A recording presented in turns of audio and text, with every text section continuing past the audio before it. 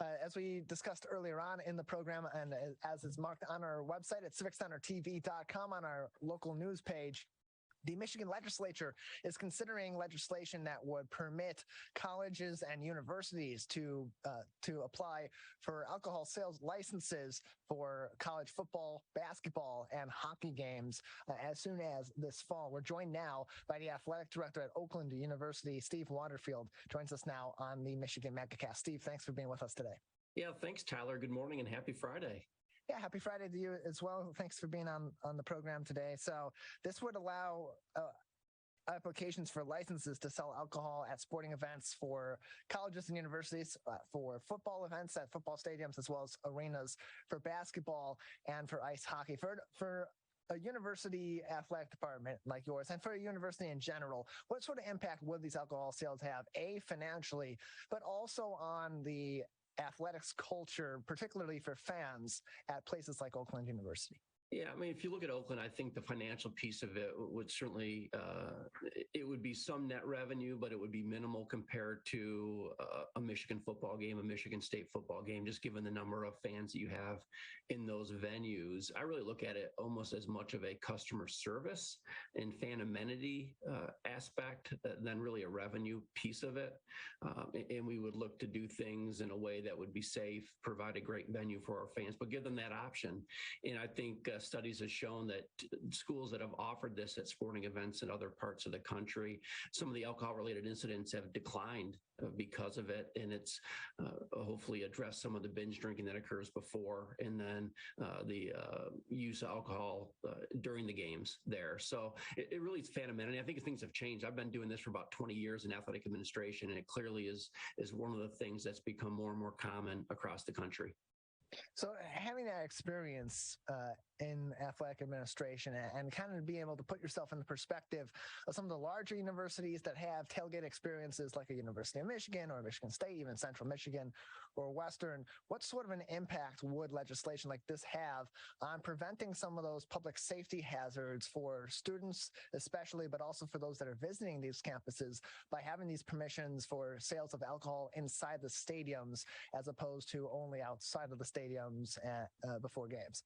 Yeah, I don't think it's going to eliminate or impact any of the tailgating. I think you'll still have that great tailgate experience at the Nebraska where I worked before this, at Wisconsin where I've worked. You still have that great tailgate experience. So one of the things that makes college football such a wonderful community-based and electric environment. But I think once you go into the stadium and know that there will be alcohol sales there, it may allow people not to maybe consume more before they arrive and get into the game. It allows maybe some more measured consumption during the event, and then it hopefully eliminates things after the event and how that plays out. So it really is trying to do it in a safe way. I've seen it done safely at other locations and venues, and I do think it really eliminates one of the reasons to, okay, we're going to have one right before we leave, or try to illegally get some alcohol into the stadium through security because it's not served in the venue.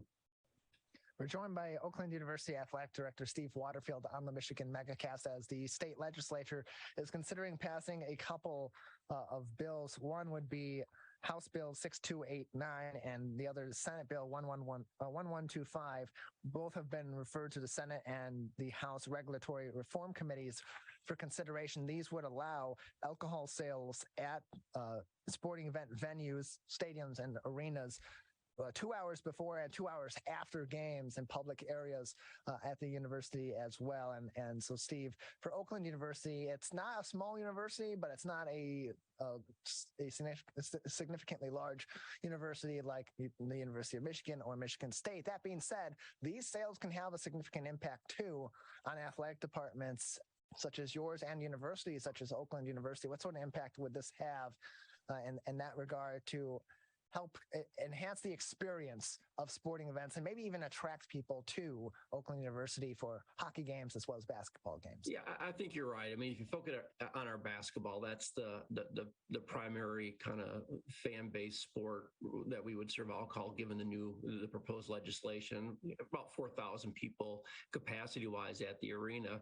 I think part of it's the fan amenity, like you mentioned, and obviously more fans, ticket sales that come in, season ticket sales, individual ticket sales. That's all revenue that's very beneficial. You also have the revenue that you would get from the actual beer sales or alcohol sales, depending on what that looks like. And many of these places have sold in hospitality and in suite areas in these venues. This would allow it to be more widespread in the public areas of the venues. But it really is, how do you create and get more fans? The more fans there, I think the better the atmosphere and the experience for all of our student athletes in any of our sports. And it'd be the same way for basketball. If people come, if there's the amenity, if they come early for the games, and if they stay through the games, and this is one of the reasons why, that's all a positive, I think, for the experience and for the atmosphere that we have.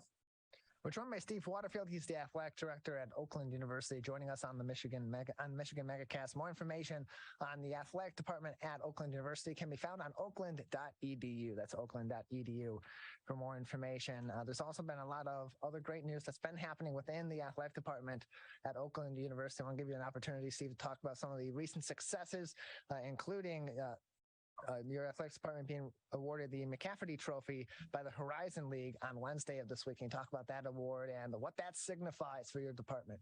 Sure. So the McCafferty Award, it goes to the all sports champion within the Horizon League. And so it's a byproduct of the combined excellence in men's and women's sports.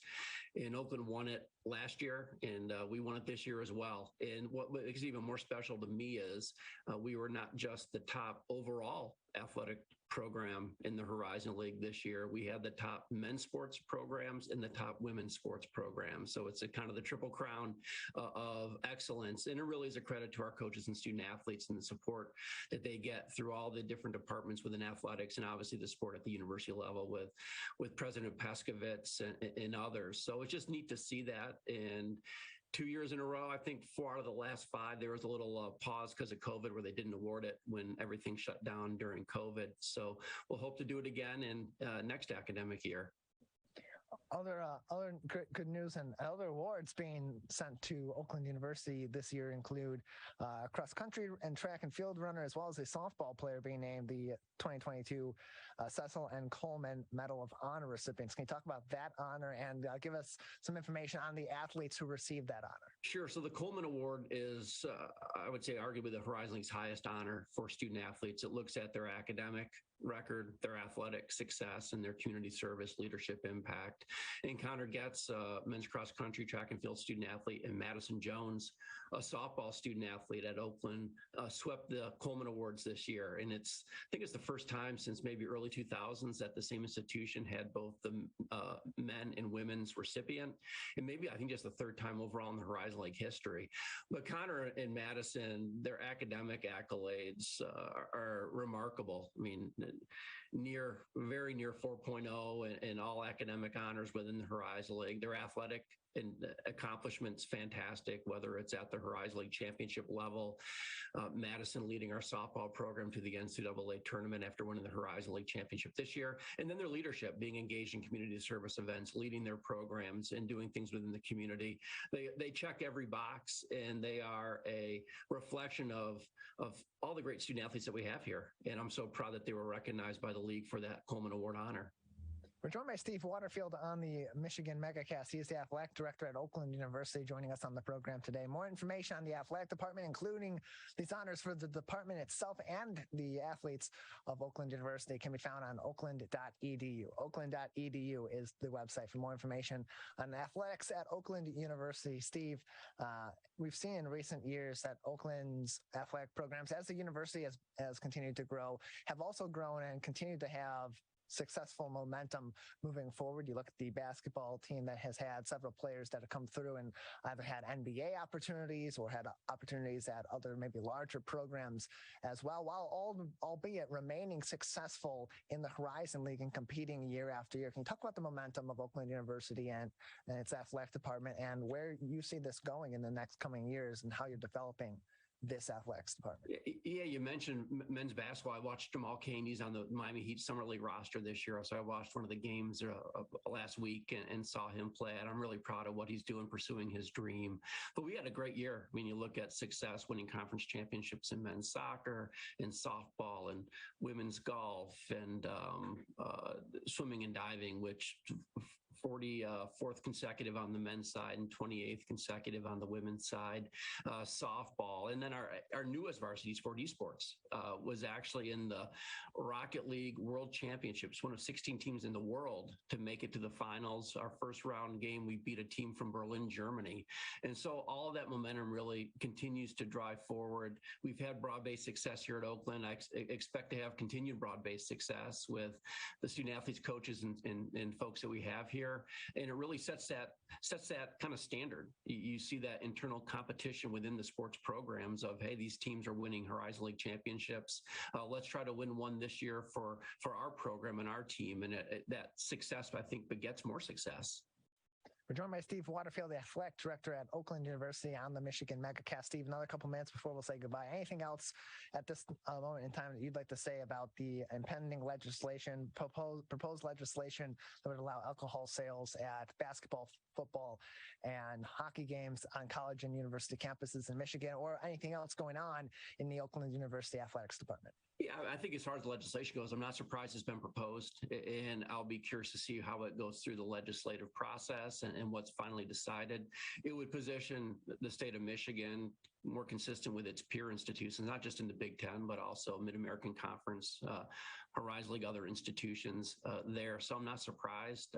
And if it is passed and adopted, I'm sure each of the institutions will incorporate that in a safe manner for the fans at those schools.